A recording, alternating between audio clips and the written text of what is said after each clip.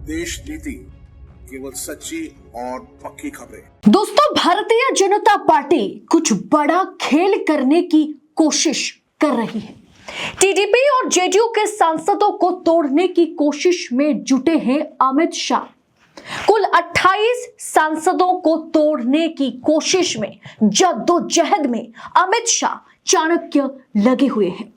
दोस्तों, लोकसभा में अपना स्पीकर बनते ही मोदी शाह ने अपना रंग दिखाना शुरू कर दिया। बड़ा खेल करना शुरू कर दिया गया है। जिसका डर था वही हूबहू सच साबित होता हुआ नजर आ रहा है।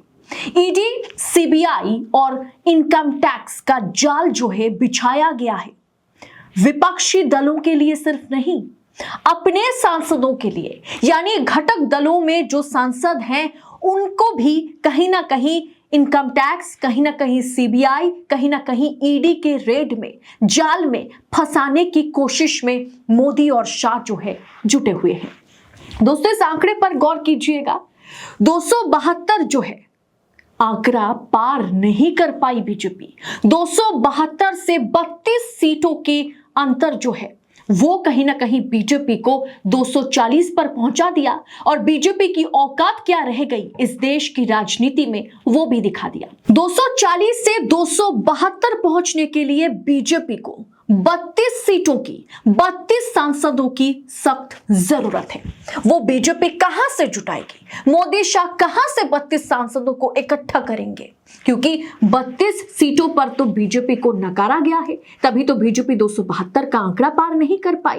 तो इसके लिए बीजेपी ने वही काम करना शुरू कर दिया जिसके लिए बीजेपी जो है माहिर है, जानी जाती है, भारतीय जनता पार्टी। वो है भाजपा। जहां चुनाव जीतती है वहां सरकार तो बनाती है, जहां चुनाव नहीं जीतती है वहां भी सरकार बनाती है। और वही हालत बीजेपी के सामने जो है बाकी घटक दलों का है, विपक्ष के नेताओं का है। विपक्ष के तमाम सांसदों पर बीजेपी की नजर तो है ही, जिन्हें ईडी, सीबीआई और कहीं ना कहीं इनकम टैक्स के जाल में फंसाने की कोशिश, उसकी साजिश, उसके लिए प्लानिंग कर रही है बीजेपी, आला कमान कर रहे हैं।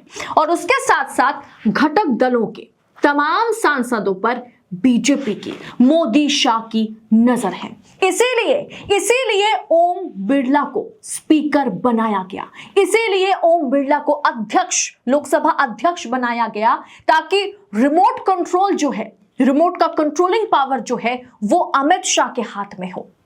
दोस्तों, मैं आपको बता देती हूं कि किस तरह से जो हमारे लोकसभा स्पीकर चुने गए हैं उनके लिए क्या कुछ कहा गया है।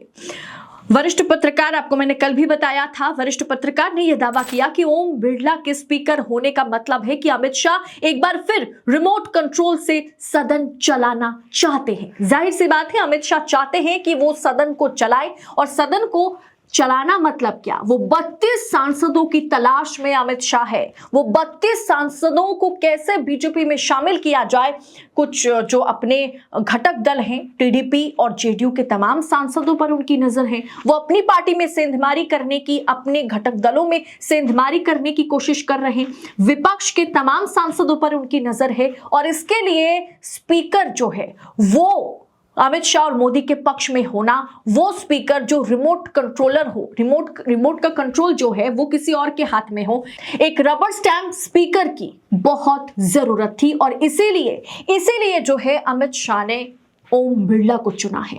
और इसीलिए बीजेपी सरकार ने यह साफ कर दिया है कि डिप्टी स्पीकर पद जो है वो सरकार खाली रखना चाहती है। यानी राहुल गांधी ने बहुत ही सोच विचार करके, इंडिया ने बहुत सोच विचार करके डिप्टी स्पीकर पद को लेकर के नरेंद्र मोदी को और शाह को घेरा है कि हमें इस बार डिप्टी स्पीकर पद चाहिए।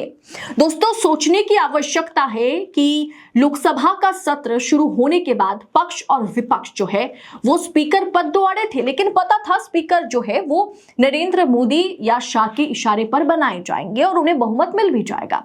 ध्वनि मत से जो है ओम बिरला स्पीकर बने, लेकिन हम ओम बिरला को सहमति देंगे, उनका समर्थन करेंगे, लेकिन हमें डिप्टी स्पीकर का पद चाहिए। ये मल्लिकार्जुन खड़गे की ओर से, इंडिया की ओर से, राहुल गांधी की ओर से रखा गया था, क्योंकि यह बात हर किसी को पता है कि स्पीकर वो इंसान होते हैं, वो कुर्सी स्पीकर की होती है जो सत्ता गिराने और सरकार बनाने की ताकत रखती है। इसीलिए डिप्टी स्पीकर का पद जो है वो बहुत ज्यादा महत्वपूर्ण पद है, क्योंकि अगर स्पीकर अपना हो और विपक्ष का डिप्टी स्पीकर हो कि सदन में थोड़ी बहुत जो है एक तरह से आप कह सकते हैं कि न्यूट्रल चीजें जो है वो बनी रहेगी।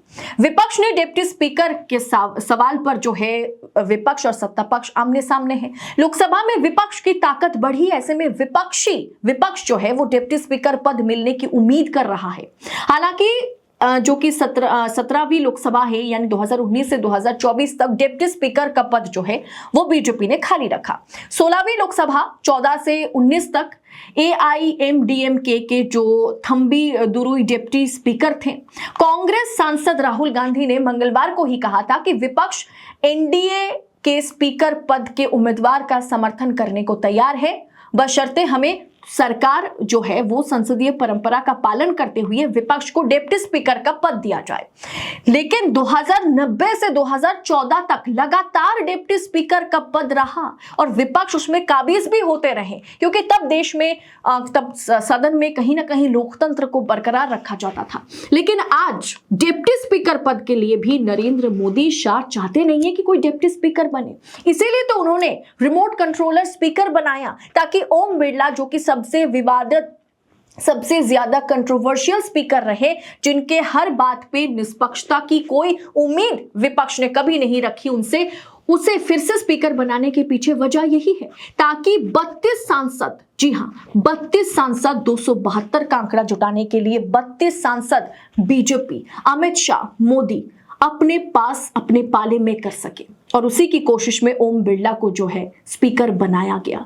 क्या टीडीपी, क्या जेडीयू के सांसदों को तोड़ने की कोशिश बीजेपी कर रही है? इसमें कोई दो राय नहीं। इसमें एकनाथ शिंदे के जो 7 सांसद हैं उन पर भी नजर बना के बीजेपी ने रखा है, ताकि किसी भी समय पे ईडी, सीबीआई और इनकम टैक्स का खेल जो है वो शुरू हो जाएगा। इसमें सिर्फ इस बार आप देखेंगे कि सिर्फ विपक्षी सांसद ही नहीं, इसमें सत्ता पक्ष के गठजोड़ में जो पार्टी है उनके सांसद भी जो है इस चक्रव्यूह में, मोदी जी के इस ईडी, सीबीआई और इनकम टैक्स की चक्रव्यूह में फंसते जाएंगे। आपको क्या लगता है, क्या वाकई जिस खेल के बारे में नरेंद्र मोदी और शाह सोच रहे हैं उस खेल को पूरी तरह से, उस खेल में वो कामयाब हो पाएंगे, या इंडिया बाजी मारेगी? आपको क्या लगता है? आप अपनी राय कमेंट कर इस पूरे विषय पर हमारे साथ जरूर शेयर करें, साझा करें। बाकी देश नीति को अपना भरपूर प्यार दे, सपोर्ट दे, ताकि हम बेबाक और बेखौफ होकर ऐसे अंदर की खबरें, सूत्रों के हवाले से जो खबरें हम तक पहुंचती है वो हम आप तक पहुंचा सके। फिलहाल इस रिपोर्ट में इतना ही, जल्द होगी आपसे मुलाकात। बहुत बहुत शुक्रिया। जय हिंद, जय भारत।